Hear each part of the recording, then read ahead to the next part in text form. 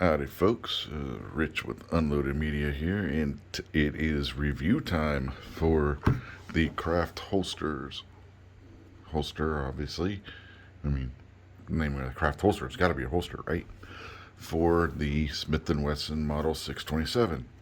This particular one comes with the thumb brake. They have it with or without.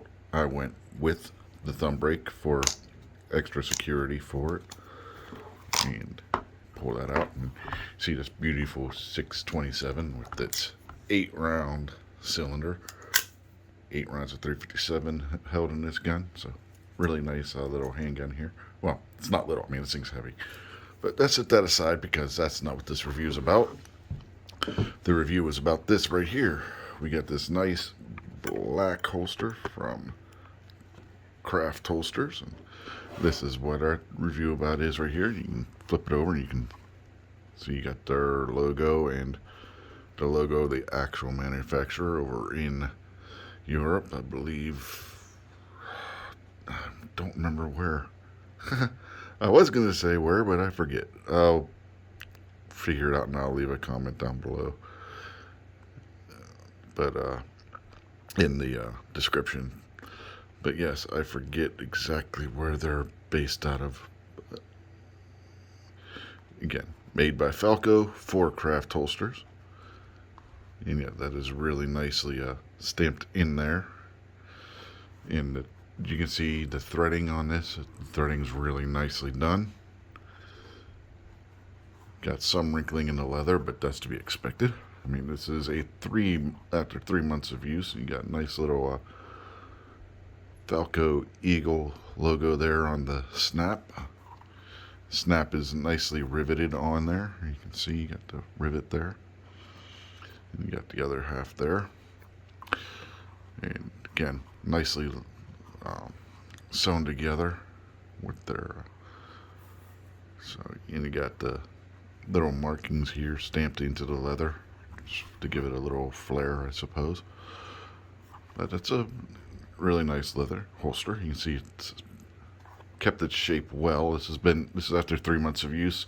If I wasn't actually carrying the revolver in this holster, it was on one of those old-fashioned sewing dummies on a belt, so that it was always in a vertical with the holster having the revolver in it, so it was always like that.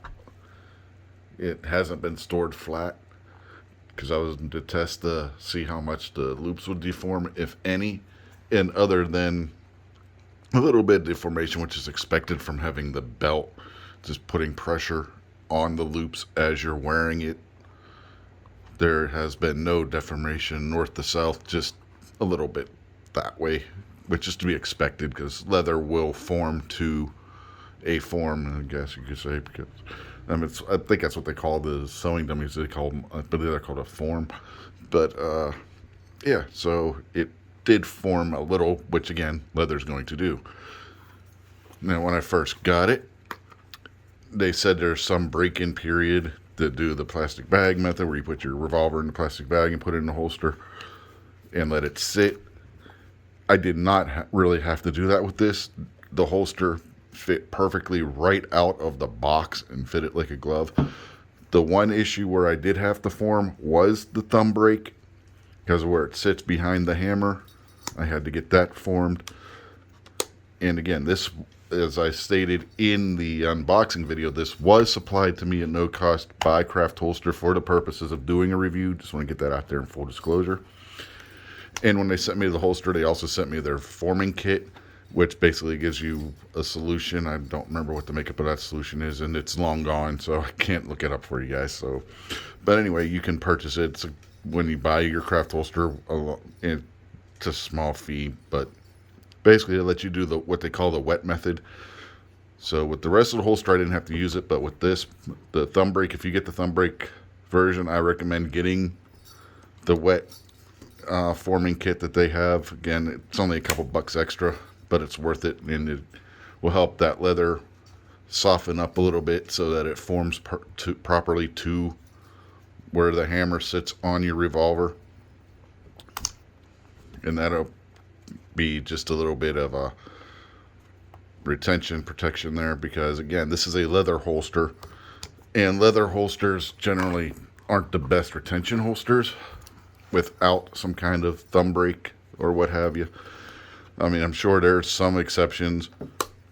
I mean, I could point, if I really wanted to this one right here, my Vortex. I mean, not my Vortex. This is Versacarry.